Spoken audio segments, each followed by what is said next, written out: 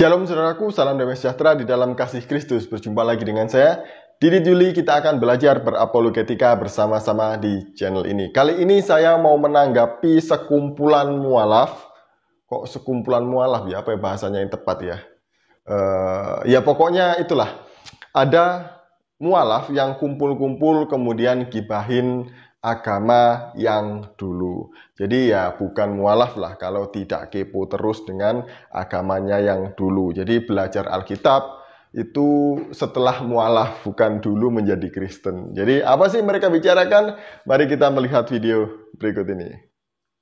Tahun itulah. Kalau saya mau cerita sedikit ini Bang Aristo.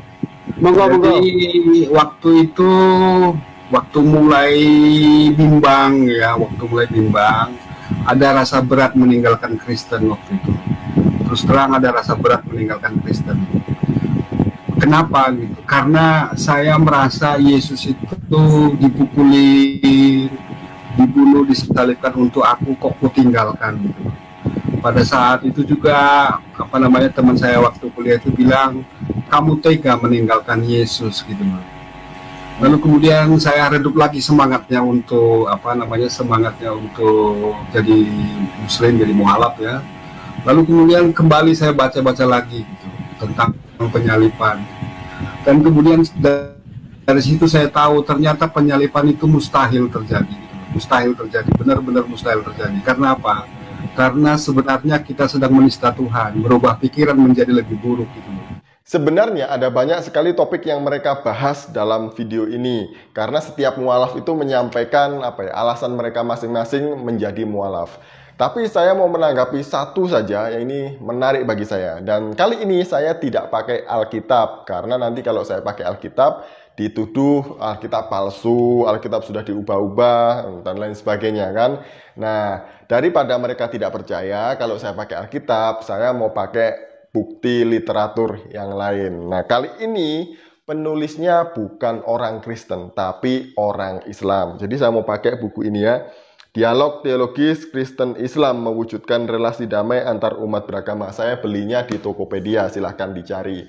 Nah, penulis ini adalah Mas Taufik Hidayat atau Pak Taufik Hidayat. Jadi dia ini alumni Sekolah Tinggi Agama Islam jurusan Tarbiyah. Nah, bagus sekali ya karena daftar pustakanya juga bagus-bagus bukunya, makanya saya tertarik untuk membelinya. Nah, benarkah Yesus itu tidak disalib atau tidak dapat dibuktikan bahwa Yesus itu disalib? Nah, mari kita melihat di dalam buku ini. Menarik ini untuk kita bahas karena biarkan orang muslim sendiri yang menjawab ocehan para mualaf ini ya. Nah, buku ini di dalam halaman 171 dan seterusnya. Yang pertama, jadi yang mengatakan Yesus benar-benar disalib itu adalah seorang sejarawan Yahudi yang bernama Flavius Josephus. Dia ini lahir pada tahun 37 Masehi. Nah, apa yang dikatakan oleh Flavius Josephus? Saya akan membacakannya bagi saudara, simak baik-baik. Dan sekitar waktu itu, datanglah Yesus seorang bijaksana. Kalau memang kita harus mengatakan bahwa ia adalah manusia, sebab ia banyak melakukan keajaiban dan mukjizat. Ia adalah seorang guru bagi orang-orang yang menerima kebenaran dengan gembira. Ia banyak memenangkan hati orang-orang Yahudi dan orang Yunani. Dia adalah Sang Kristus. Pilatus ketika mendengar tuduhan-tuduhan dari orang-orang yang terpandang di antara mereka, telah menjatuhkan hukuman penyaliban atas dia. Tetapi orang-orang yang mencintainya tidaklah berhenti. Sebab pada hari ketiga ia menampakkan diri kepada mereka dalam keadaan hidup. Soal ini sudah dinubuatkan oleh nabi-nabi Allah. Dan para nabi telah juga mengatakan banyak hal lain tentang dia. Dan sampai hari ini Kristen, demikian pengikutnya disebut masih belum punah. Jadi menurut sejarawan Yahudi yang bernama Flavius Josephus ini, Yesus disalibkan oleh Pilatus. Jadi sumber yang pertama di luar Kristen, dia bukan orang Kristen, mengatakan Yesus disalib oleh Pilatus. Yang kedua yang mengatakan bahwa Yesus disalib adalah Talmud atau tulisan rabi-rabi Yahudi. Jadi di sini menarik ya. Di dalam Talmud sendiri juga diceritakan bahwa Yesus juga mendapatkan hukuman mati dengan cara digantung di kayu salib. Nah, isi Talmud yang menyatakan bahwa Yesus disalib itu demikian. Yesus telah disalibkan sebelum Paskah. Sebelumnya kami telah memperingatkan dia selama 40 hari bahwa ia akan dibunuh. Sebab dia adalah seorang penyihir dan menyesatkan orang-orang Israel dengan hayalan-hayalannya. Meskipun dalam buku Talmud ini Yesus disebut sebagai seorang penyihir karena membuat banyak mujizat, tapi yang paling penting catatan sejarah yang ditulis di dalam Talmud ini adalah Yesus mati disalib sebelum Paskah. Jadi dua bukti sudah mengatakan bahwa Yesus mati disalib. Nah, bukti yang ketiga kita akan melihat dari bukti sejarah dari seorang yang bernama Cornelius Tacitus yang hidup pada tahun 56 sampai 117 Masehi. Jadi ini masih dekat ya dengan zaman Yesus, termasuk dengan siapa tadi itu? Flavius Josephus juga dekat dengan masa hidup Yesus. Jadi ini bukti yang paling dekat dengan kematian Yesus. Nah, Cornelius Tacitus ini dia adalah seorang senator dan sejarawan Roma. Jadi dia juga bukan orang Kristen. Nah, apa yang dia katakan tentang penyaliban Yesus? Mari kita menyimak bersama-sama. Akibatnya untuk menghentikan desas-desus itu, Nero yang diikat rasa bersalah mengalihkan tuduhan dengan memfitnah dan menghukum dengan siksaan paling keji kepada orang-orang yang disebut orang-orang Kristen yang dibenci karena kejahatannya. Nah, Cornelius Tacitus selain mencatat tentang penyaliban Yesus, dia juga mencatat tentang pembunuhan orang-orang Kristen secara keji oleh Kaisar Nero pada tahun 64 Masehi. Nah, kemudian saya lanjutkan lagi ya. Kristus, dari siapa nama kepercayaan itu berasal, telah dihukum mati pada masa pemerintahan Tiberius oleh salah satu prokurator kita, Pontius Pilatus. Tetapi tahayul yang merusak itu telah mereda untuk sementara. Kini muncul kembali tidak hanya di Yudea, sumber pertama kejahatan, tetapi bahkan di Roma. Bukan dari segala sesuatu yang mengerikan dan memalukan dari setiap bagian dari dunia. Karena itu, penangkapan pertama kali dilakukan terhadap semua yang mengaku bersalah. Kemudian dari informasi mereka, sangat banyak orang yang dijatuhi hukuman mati. Tidak setimpal dengan kejahatan membakar kota, seperti kebencian terhadap manusia.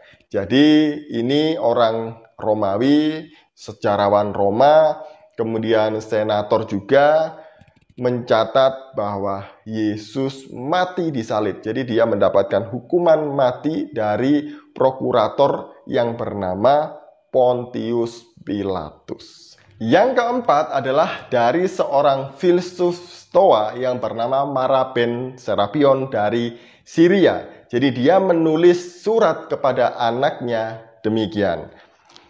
Keuntungan apakah yang diperoleh oleh orang-orang Athena dengan membunuh Sokrates? Bencana kelaparan dan wabah penyakit menimpa mereka sebagai hukuman atas kejahatan mereka. Keuntungan apakah yang diperoleh oleh orang-orang Samos dengan membakar Pitagoras? Dalam sekejap saja tanah mereka diliputi oleh pasir. Keuntungan apakah yang diperoleh oleh orang-orang Yahudi dengan membunuh raja mereka yang bijaksana? Maksudnya adalah Yesus. Tidak lama setelah itu negeri mereka dihancurkan pada tahun 70 oleh Pangeran Titus. Allah telah membalas kematian ketiga orang bijaksana ini dengan adil. Orang-orang Athena mati kelaparan, orang-orang Samos digulung samudra, orang-orang Yahudi kalah perang dan terusir dari tanah air mereka, terpencar sampai ke seluruh dunia. Namun itu bukan akhir dari eksistensi para bijaksana itu. Mengapa? Sebab, tulis Maraben Serapion, Sokrates tidak binasa, ia hidup dalam ajaran Plato. Pitagoras tidak mati, ia hidup dalam patung Hera. Demikian juga sang raja bijaksana itu tidak binasa, melainkan terus hidup dalam ajaran yang diberikannya. Jadi seorang filsuf dari Syria yang bernama Mara ben Serapion yang hidup pada tahun 170 Masehi juga mencatat tentang hukuman mati yang dijatuhkan kepada raja yang bijaksana, yaitu Yesus. Mari kita menuju kepada bukti yang kelima. Yang kelima dari seorang filsuf juga yang bernama Talus yang hidup pada tahun 52 Masehi. Jadi di dalam bukunya Talus ini menceritakan tentang fenomena alam yang terjadi ketika Yesus mati, yaitu gerhana matahari menurut dia. Jadi Talus menulis demikian. Itu tidak masuk akal bagi saya, tulis Julius Africanus, karena gerhana matahari tidak akan terjadi pada saat bulan purnama. Sedangkan pada saat itu bulan purnama Paskah pada saat Yesus mati. Jadi ini menurut Talus ya. Kemudian yang terakhir dari seorang yang bernama Phlegon juga. Jadi Phlegon juga menulis di dalam buku Chronicles-nya demikian. Agaknya Yesus telah disalibkan pada masa pemerintahan Kaisar Tiberius. Pada waktu terjadinya peristiwa itu terjadi gerhana matahari dan gempa bumi yang besar. Saya kira Phlegon juga telah menulis kejadian-kejadian tersebut dalam buku Chronicles-nya, bab ke-13 dan 14. Jadi inilah yang ditulis oleh seorang filsuf yang bernama Phlegon. Jadi Talus dan Phlegon ini menulis fenomena alam ketika Yesus mati. Dari buku ini, dari literatur ini, terbukti Yesus disalib. Dan itu adalah fakta sejarah yang tidak dapat terbantahkan. Jadi bagaimana? Mau membantah fakta sejarah? Silahkan. Ini penulisnya bukan orang Kristen sekali lagi, tapi seorang Muslim. Demikian dari saya, semoga ini mencerdaskan kita semuanya. Shalom, salam waras, Tuhan Yesus memberkati.